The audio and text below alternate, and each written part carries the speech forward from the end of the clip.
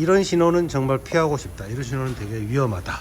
저 하나 있어요. 오늘 걸릴 뻔했는데 그 노란불, 그러니까 노란불이랑 그때 이제 안 보일 때 어중간할 때가 있어요. 그게 승객이 3분밖에 없었고 앉아 있어가지고 만약에 갔으면은 딱지를 내는 거고. 아니, 만약에 승객이 많고 서 있었으면은 승객 넘어졌을 것 같을 정도로 약간 조금 세게 밟았거든요. 그 신호는 조금 걸리면 좀 위험한 것 같아요. 어쨌든 벌금 아니면은 운행 실태에 좀 문제가 있으니까. 가속 카메라의 신호. 그것도 있죠. 딱 한 번 있어요. 딱 한 번. 저 승객한테 그러니까 계속 참고 참다가 회차하는 지점에서는 거의 웬만하면 이제 절반을 돈 거라 거의 승객이 없어요. 그래가지고 거기서 이제 승객 한 분한테 많이 참아가지고 거의 이제 작은 것급으로 금방 해결할 수 있다. 혹시 화장실을 다녀와도 되냐? 해가지고 그래도 기사님 갔다 오시라고. 어르신 분이었는데 그래도 그건 어쩔 수 없는 상황이니까 갔다 오라고 하셔가지고 한 두세 정거장 남았는데 저희 포인트가 있거든요. 거의 한 2분 만에 그냥, 왜냐면 제가 그거 한 40분 참았거든요. 그래가지고 그냥 팍 하고 다시 들어와서 이제 해결했죠. 그 포인트가 많다고 해도 그 신호가 있거나 길을 막는 상황에서는 화장실이 있어도 못 가요. 그래서 괜찮은 데를 아예 알아내야 돼요. 위험한 신호. 기사한테 가장 위험한 신호. 준비 따는데 갑자기 늦으면 어떻게 원래 이게 준비 없이 하는 겁니다, 이거. 그런 적은 없고 그냥 뭐라 그럴까 그냥 미리 종점에 좀 서둘러서 들어와서 그때 그냥 정리를 하고 10분이든 여유가 있을 때 정리를 하고 바로 출발해 나가는 저기를 해요. 저는. 종점에서 어떻게든 해결을 한다. 예. 혹시 운행하시다가 정말 이 신호는 정말 위험하다 하는 신호 있어요? 큰 거. 전 모든 신호가 다 위험하다고 생각을 합니다. 모든 신호가? 네, 왜냐면 신호가 켜져 있을 때 어떻게든 저 신호를 받아야 된다라는 유혹을 떨쳐내기가 가장 어렵기 때문에 아유, 맞습니다. 네, 천천히 가야 된다라는 마음을 항상 가지고 해야 되는데 그게 쉽지 않기 때문에 전 모든 신호가 다 위험하다고 생각을 해요. 네. 있어요? 있죠. 어떻게 해결하셨어요? 참았죠. 무조건 예, 참는다? 이악 물고 참았죠. 15분 15분 동안 참았는데 15년 같이 느껴지더라고요. 중간에 이제 화장실 갈 수 있는 방법은 있긴 한데 저는 이제 그때 이제 종점에 거의 도착을 한 상황이었기 때문에 중간에 내려서 화장실을 가기 조금 애매한 상황이었고 그래서 그날 이후로 저는 항상 지사제를 들고 다닙니다. 지사제. 이것도 네. 방법이네요, 그죠? 예, 잘 알겠습니다. 네, 감사합니다. 기사님. 비켜. 예? 비키라고. 비키라. 없어. 여자가 제일 위험해. 그러면 혹시 가라고. 운행하시다가 가라고. 급동을 만난 적이 있어요? 급동? 그런 사례 있어요? 있어. 그만해. 언제 들어와 이게. 직진에서 좌회전 받을 때 막신호, 막신호. 황색으로 바뀔 때 상대방이 오토바이라든가 택시 같은 경우는 그 사람들도 그 신호를 읽고 다니거든. 그래갖고 그런 사람하고 아다리 딱 됐을 때는 큰 사고가 난다. 죄송한데 아다리가 뭐죠? 아딸.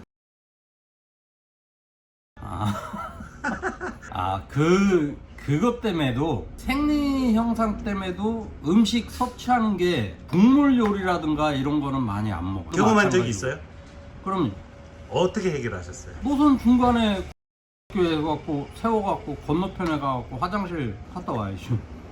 좋습니다. 야, 이런 신호는 정말 위험한 신호다 하는 게 있죠. 이 신호 다 위험해 나는.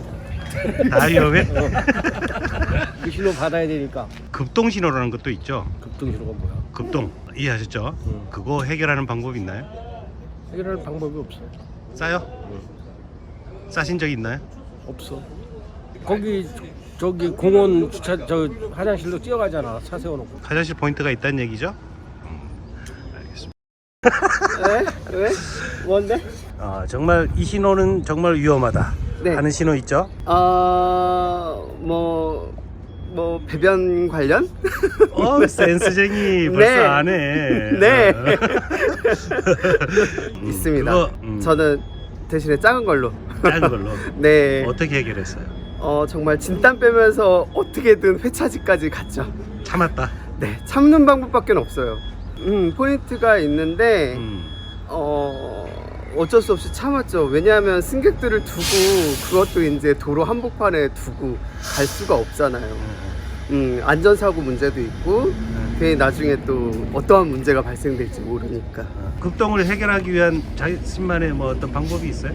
최대한 덜 먹는 거죠. 덜 먹고. 운행 전에 마실 걸 덜 마시거나 아니면 뭐 배변 활동에 있어서 좀 자극적인 음식은 피하는 걸로 오케이. 하고 있습니다. 오케이, 고맙습니다. 네. 갑자기 기습 인터뷰를 하시려고 그럽니까? 두 개만 할게, 두 개만. 운행하시다가 정말 이런 신호는 되게 위험하다. 네? 이런 신호는 되게 위험하다 하는 거. 아, 이거 황색 신호죠. 삼색 신호. 막 뛰쳐들었다가는 큰일 납니다. 아, 혹시 그런 신호를 좀 슬기롭게 대처한 방법이 있어요? 서야죠. 서야 되고. 그게 다예요? 네. 만난 적이 있습니까? 아, 있죠. 어떻게 해결하셨어요? 참았죠. 참았다. 아니 그 과장님만의 또 특별한 방법이 있잖아요. 뭐 도망가. 없습니다. 한 번밖에 경험을 안 해서. 시내 버스들은 있어요. 근데 마을 버스는 개발해야 됩니다. 아니면 선배들한테 내려오는 팁 같은 거를 확인해가지고 열일 하시느라고 바쁘신 우리 과장님. 일하는데 방해드리지 않고 간단하게 이렇게까지만 하고 마무리할게요. 아, 얼굴 팔리면 안 돼.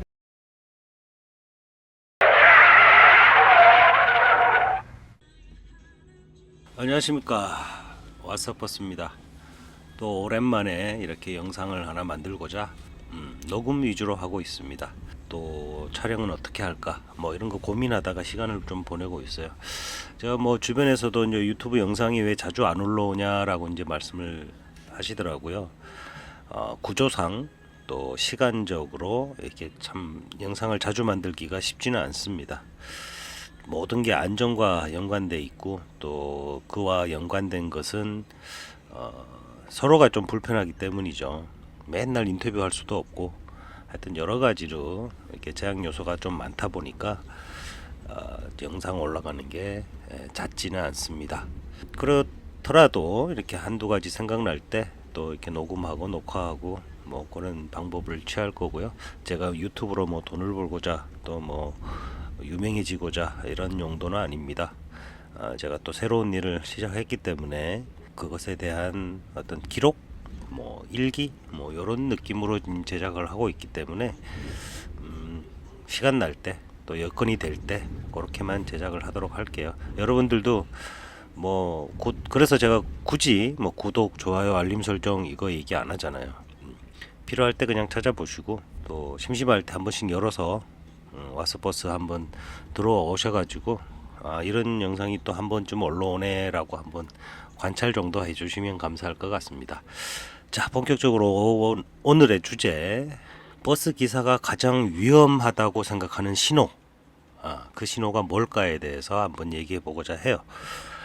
도로 위에 신호라는 게 뭐 뻔한 거 아니냐, 뭐 버스 신호 따로 있고 뭐 승용차 신호 따로 있고 자전거 신호 따로 있냐, 뭐 굳이 말하면 따로 있죠. 따로 있지만 통상적으로 우리가 신호라고 하면 횡단보도 신호, 그 다음에 직진 좌회전, 뭐 멈춤 신호, 그 다음에 서울 경기권 이렇게 보시면 잘 아시겠지만 도로 바닥이 빨갛고 노란 데가 되게 많죠. 저도 저희 버스 노선에서도 역사 있죠. 역사도 한 4개 정도 지나가지만 초, 중, 고등학교 학교 앞을 많이 지나가요. 제가 딱 손꼽아 셀 수는 없을 정도로 많이 지나갑니다. 거기에 주말 되면 또 교회, 종교를 가진 분들 그런 앞도 지나가고 그러다 보니까 각종 신호들이 많아요. 신호라는 거는 규제죠. 규제, 통제, 규제 뭐 이렇게 이제 볼 수 있는데, 그러니까 새로 신설되는 신호, 즉 이제 학교 앞이라든지 이런 것들이 이제 조금씩 바뀌고 또 뭐 원래부터 있던 데도 있지만 민원, 시민들이 또 민원을 넣게 되면 새로운 어떤 신호라든지 뭐 심지어 방지턱 이런 것들도 새로 생겨나기도 하고 체계가 조금씩 바뀌기도 하고 뭐 그렇습니다. 하지만 이제 기사들은 그런 신호 체계를 어느 정도는 관파를 하고 있어야 배차 시간 이런 것에 큰 무리가 없습니다. 그냥 넉넉고 있다가 예를 들어 물론 이제 제가 말씀드리는 부분의 전제 조건은 무조건 지켜야 한다라는 게 전제 조건이 있어요.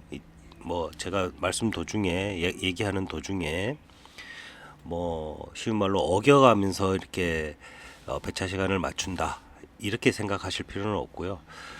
뭐 솔직히 말하면 간혹 아주 간혹이지만 정말 다급할 때 좀 이렇게 조금의 어떤 예상 출발 뭐 이런 것도 있을 수 있고 우리 쉬운 말로 막 신호 탄다 뭐 이런 얘기도 할 수 있는데 그것을 행동으로 하고 있다라는 뜻이 아니라 그럴 수밖에 없을 때에는 머릿속의 생각 그거는 또 실행하고 있다.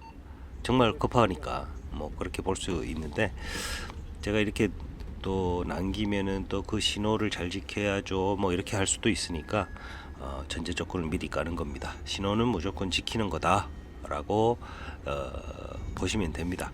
물론 뭐 전 지역 말고 자기가 다니는 노선에 대해서는 좀 관파를 하고 있어야 되고 예상치 못한 일이 생길 수도 있잖아요.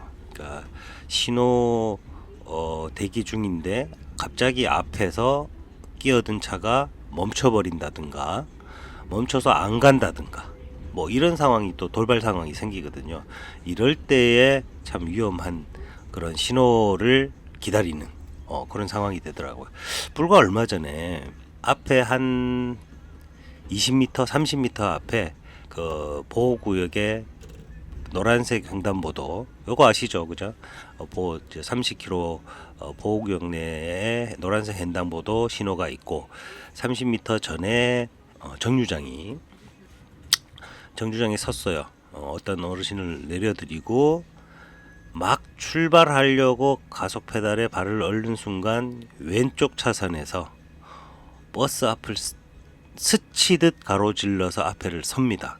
쭉 가다가 이제 신호등이 이제 바뀌니까 딱 섰어요. 그래서 제가 이제 경적을 좀 울렸죠. 빵빵 하면서 이제 울린 다음에 살짝 옆으로 가서 상대방 그 승용차가 창문을 살짝 내리더라고요. 여성분이더라고요.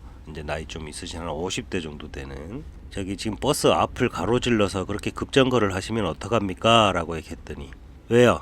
가로지르면 안 됩니까? 이러더라고요. 그래서 어이가 조금 없어서 제가 바랬던 어떤 답변은 미안합니다. 제가 뭐 급해서요. 혹은 뭐 건널목 앞에 버스가 서 있어서 그걸 좀 가로질러 가서 빨리 가고자 하는 욕심에 그랬습니다. 라고 하면은 아무 문제 없이 그렇구나 하고 다음부터 조심하십시오. 라고 이제 이렇게 할 텐데 만약에 서 있는 승객이 어떤 어르신들이었다. 그러면 넘어졌을 수도 있는 그런 정도의 어떤 약간의 급정거라고 볼 수 있었어요. 그래서 저도 이제 놀랬고 그 운전자한테 그러지 말라라는 톤에서 버스 앞을 그렇게 가로질러서 급정거를 하는 상황이 안 벌어졌으면 좋겠다는 상황에서 얘기를 한 건데 되려 그분은 가로지르지 말라는 법이 있나요? 라고 이제 대묻길래 어이가 없어서 또 우리 승객분들도 어르신들도 그러더라고. 아이고 저 양반 참 이러면서 말하는 수준이 그냥 미안합니다 한마디면 다 끝나는 일인데 자기는 전혀 잘못한 거 없고 안 부딪혔지 않느냐 이런 개념으로 얘기를 하더라고요. 그럼 저희는 마음속에 이런 얘기를 합니다. 차라리 부딪히는 게 낫습니다. 그죠? 비접촉이니까 그들이 할 말이 있는 거예요. 접촉이 났으면 그 승용차에 명백한 과실이 나타나거든요. 버스 앞을 가로질렀으니까. 그런 상황이 있었고 사실은 이런 류의 유사한 사례가 저도 예전에 한 번 더 있었어요. 그래서 그분은 경찰에 신고가 됐고 잡았어요. 그리고 승객이 한두 분 이렇게 넘어지면서 놀랬고 뭐 다치고 한 부분에 대해서 다 이렇게 받긴 했습니다. 아무튼 뭐 이게 중요한 게 아니라 신호에 대한 얘기를 하고 있는데 그분은 딱 잘라 말한 게 나는 신호에 섰을 뿐이다. 맞죠? 맞는데 중요한 건 그 30m, 20m 앞에 버스가 출발을 했잖아요. 출발했으면 가로지르지 말고 앞질러 가지 말고 뒷순서대로 와서 그 신호를 받으면 돼. 저도 신호 보고 있었거든요. 받고 순차적으로 출발하면 되는데 자기는 그걸 못 이긴 거죠. 참을성이 없었던 거야. 버스를 어떻게든 가로질러 가면 내가 더 빨리 갈 수 있다 라는 생각에 가다가 자기도 신호가 바뀌니까 멈춰섰고, 버스는 놀래서 멈춰서고, 이런 상황을 이제 지적한 건데, 그분은 오히려 적반하장이라고 그러죠. 그런 식으로 이제 얘기를 했다. 신호의 가장 위험한 순간, 요런 순간이 아닌가 저는 생각하고요. 뭐 우리가 또 예상 출발이라는 것도 있고 막신호라는 것도 대표적으로 있어요. 예상 출발 뭐 이런 것들도 굉장히 위험한 것 중에 하나예요.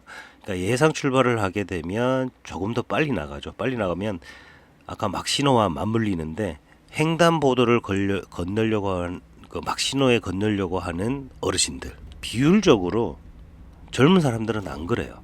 그 신호가, 내가 예를 들어 횡단보도 신호가 3초 남았다, 4초 남았다 이러면 안 건너요. 젊은 사람들은 다음 신호를 건너지. 이러는데 이상하게, 정말 여러분들 버스에 타셔가지고도 한번 유심히 한번 보세요.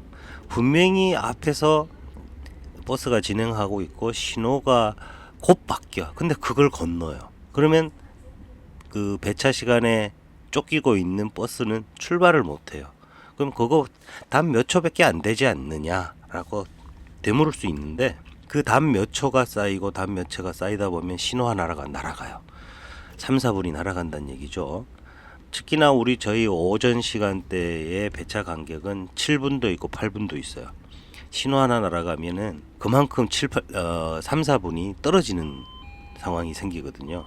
그래서 그 신호가 막 신호가 아닌 이상 그 신호를 타야 되는 그런 상황이 생기는데, 그런 분들 때문에 신호를 못 타고 또 기다렸다 가게 되면 3, 4분이 늦어지고, 그러면 뒤차와 붙게 되고, 이게 다 헝클어지는 그런 상황이 생기거든요.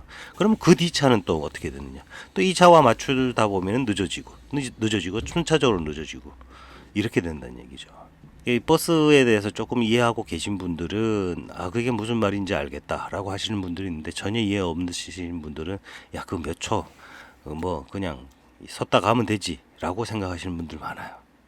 그런 어떤 상황이 생기고, 또 예상 출발을 하게 되면 교차로 같은 경우에는 상대방 그 좌우측에서 오는 그런 버스 차량들과의 어떤 사고 위험성도 높고, 그런 부분들 되게 조심해야 되고, 또 말씀드렸던 막신호라고 하는 것은 이제 노란불이 들어오기 전에, 노란불이 들어왔을 땐 진행을 해도 무관은 하지만 끊어졌을 때 어떤 또 반대쪽에서 사람이라든지 승용차가 진행했을 때 경우에 또 이렇게 사고가 있을 확률, 이런 것도 굉장히 높죠. 그래서 버스가 됐든 버스가 아니든 승용차든 어떤 상황에서도 막신호와 예상 출발은 정말 위험한 신호다. 또 뭐 다른 게 있나요? 저는 그 요소가 신호적인 면에서는 가장 큰 어떤 위험 요소가 아닌가, 위험 신호가 아닌가라고 생각하는데, 자, 이런 흔한 얘기 하려고 제가 이렇게 주제를 잡은 건 아니겠죠. 제가 말씀드리고자 하는 버스 기사가 정말 위험하다고 생각하는 신호, 그것은 바로 급동신호입니다. 급동신호. 제가 이걸 얘기하고 싶어서 나머지 이제 평이한 우리 도로상에 있는 그런 노란불, 빨간불, 초록불 얘기를 한 거고, 저는 솔직히 지금까지 하면서 급동신호가 딱 한 번 있었어요. 근데 완전히 초급동 신호는 아니었고, 들어가면 예를 들어 뭐 한 10분 남겼는데 신호가 왔고, 정말 이게 속에서 부글부글하고, 야, 내리자마자 일지를 적자마자, 메인을 종료하자마자 빨리 뛰어가서 화장실 가야 되겠다 이런 생각이 들 때, 그 다음에 막 엉덩이에 막 힘을 빡 주고 있고 막 배에다 손을 올려서 제발 나오지 마라, 제발 나오지 마라, 이렇게 할 정도의 다급했을 때 급동신호는 딱 한 번 있었어요. 그 이후로 약간의 어떤 자기만의 루틴을 만들어야 되거든요. 평소에 본인이 아침에 몇 시경에 신호가 온다라는 걸 조금 파악을 하신 다음에 그것을 약간 체계화를 만들어야 돼요. 저 같은 경우에는 이 버스를 하기 전에도 이른 아침에 일어나자마자 화장실 가지는 않았어요. 그때는 그냥 소변 정도. 뒤로 나오는 급동신호는 한 8시, 7시 넘어서 한 8시 이쯤 돼서 이제 평일에 이렇게 오기도 했거든요. 이제 그걸 알고 있다 보니까 저희가 이제 뭐 예를 들어 오전조가 돼가지고 아침에 뭐 5시 한 6시경에 출발을 한다 그러면 2시간 코스니까 갔다 오다가 약간 신호가 올 때가 있어요. 예, 이게 항상 그렇더라고. 그래서 저는 아침에 조금 일찍 출근을 하는 편입니다. 오전 쪽일 경우 통상적으로 1시간 전에 도착을 해서 차량 관리 상태, 그 다음에 음주 상태, 일지 뭐 이런 것들 다 점검을 하는데 저는 조금 더 빨리 가요. 빠르면 2시간, 빨리 도착하면 2시간, 조금 늦게 도착한다 그러면 1시간 반 전에 이렇게 하는 이유가 있어요. 남들은 왜 이렇게 일찍 오느냐, 뭐 이렇게 뭐 와서 뭐 하려고 이렇게 일찍 오느냐, 뭐 이렇게 얘기하는데 저는 나름대로 이 루틴을 만들기 위해서 그 중에 하나가 이제 급동에 대한 대비책 이걸 하기 위해서 조금 일찍 가는 거고 바깥에 조금 쌀쌀한 날 바깥에 조금 서 있다 보면 배가 차가워지잖아요. 그러면 이 신호가 더 빨리 오고 더 확실하게 와요. 그래서 첫 차 나가기 전에 첫 탕을 나가기 전에 화장실을 들려서 배변을 하고 그렇게 승무를 합니다. 이제 약간의 루틴이 된 것 같아요, 저 같은 경우에는. 근데 딱딱 그 시간에 오는 건 아니지만 하여튼 그 언저리 시간에 이렇게 오기 때문에 저는 그렇게 배변 활동을 먼저 하고 선행을 하고 그 다음에 승무를 한다. 이렇게 보시면 될 거예요. 여러분들도 버스를 준비하시면서 내가 약간 이런 패턴이 있다라는 것을 체계화를 만들어라 이런 게 아니면은 여러분들 큰일 납니다. 물론 화장실이 중간 기점에 있긴 해요. 그런데 이거 쉽지 않습니다. 바쁜 일정에 승객한테 양해를 구하고 그 또 도심을 운행하다 보면 어디에 주차를 할 때가 마땅치도 않아요. 솔직히 그런 걸 감안하면 참아야 되는데 무조건 참아야 되는데 이게 운전에 엄청난 방해를 줍니다. 정신이 온통 머릿속에 뒤로 가 있어요. 그리고 다리에 엉덩이 힘 엄청 들어가요. 그래서 이게 브레이크라든지 가속이라든지 버스 조작에 조금 위험 요소가 됩니다. 저도 해보니까 그래요. 여러분들 승용차도 마찬가지잖아요. 그죠? 승용차 운전하시다가 급동에 와서 어떻게 마땅히 해결할 장소가 없어. 그럼 운행을 해야 되는데 운행하다 보면은 이게 막 엉덩이 힘, 진땀도 나고 온 신경이 일로 가 있기 때문에 막 신호체계 사람 걷는다 안 걷는다 이거 판단하기 힘들어져요. 그러니까 안전의 위험 요소가 되니까 해결을 무조건 하시되 어쩔 수 없다. 뭐 방법이 없었다. 그러면 양해를 구하고 승객한테 양해를 구하고 적절한 장소에 주차를 잠깐 하고 최대 5분 그죠?